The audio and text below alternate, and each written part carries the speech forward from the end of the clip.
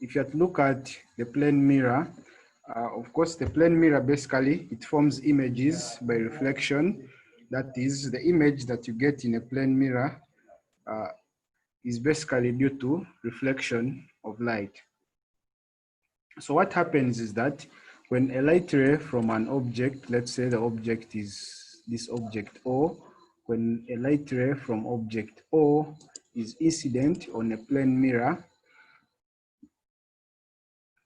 so the light ray, when it's incident on a plane mirror, it is reflected according to the laws of reflection. That means that all these laws of reflection that we've looked at, the first law and the second law, they are all applied when a light ray is incident on a plane mirror. So the plane mirror, for it, someone is able to see an image in a plane mirror. So what happens is that when the light ray hits the mirror, the ray that is reflected, it appears to come from the position of the image. It appears to come from the position of the image. For example, if you look at this ray here, the ray comes and it hits, it is incident on the surface of the plane mirror.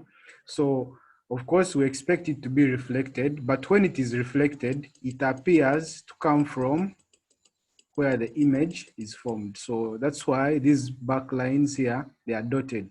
So the fact that they are dotted means that this ray, its actual movement or its actual direction when reflected is this side, which is bold, but it appears to be coming from this position of the image.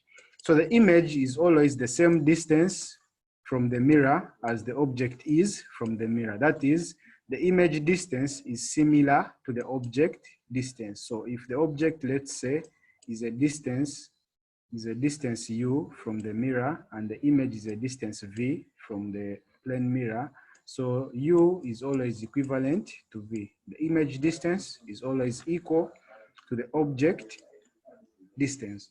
So if you are to read this statement here, the reflected rays appear to come from the image I, which is at the same distance behind the mirror as the object O in front of the mirror. That is, U is always equal to V, where U is the object distance and V is the image distance.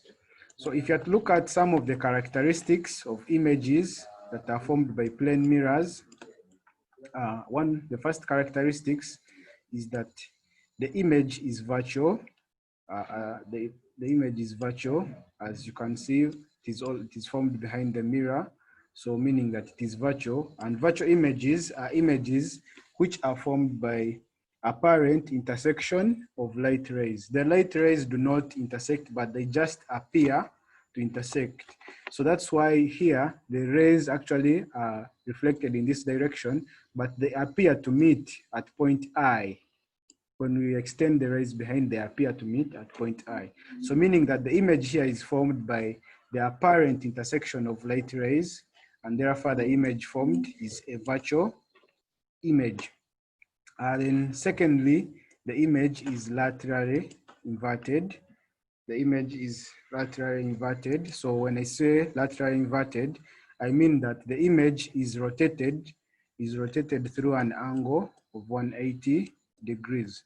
The image is rotated through an angle of 180 degrees. That is, your left hand will appear to be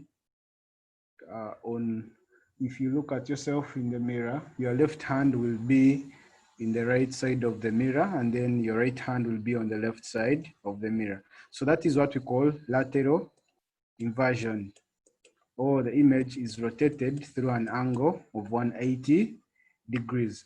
Then the image is the same size as the object. So your size doesn't change when you use a plane mirror. The size is always, the image size is always equivalent to the object size. Images formed are always upright. Images formed by plane mirrors are upright, or what you can call, they are erect images. And the image distance is always equivalent to the object distance. That is, the image is the same distance behind the mirror as the object is in front of the mirror. So if you stand 2 centimeters away from the mirror, your image will also appear to be 2 centimeters behind the mirror. Okay.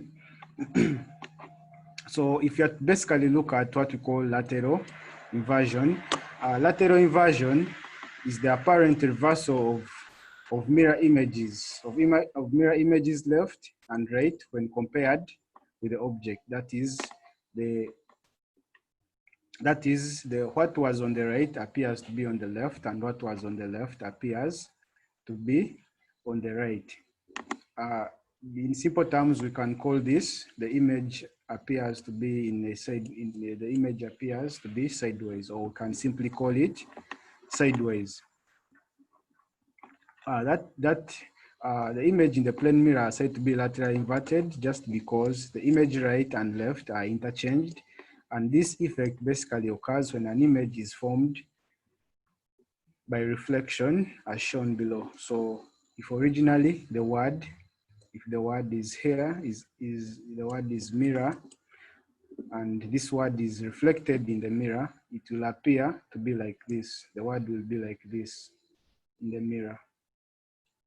So basically, the word will be laterally inverted. This is for lateral inversion. That is, the M, which was originally this side, will now be on the other side, and then the R, which was originally this side, will be this other side. So that is what we call lateral inversion. So you can see that this is different from upside down, or what you call inverted, because this is inverted, or what you can call the upside down situation, but this is the lateral inversion that happens in a plane mirror. This is how it appears to be in a plane mirror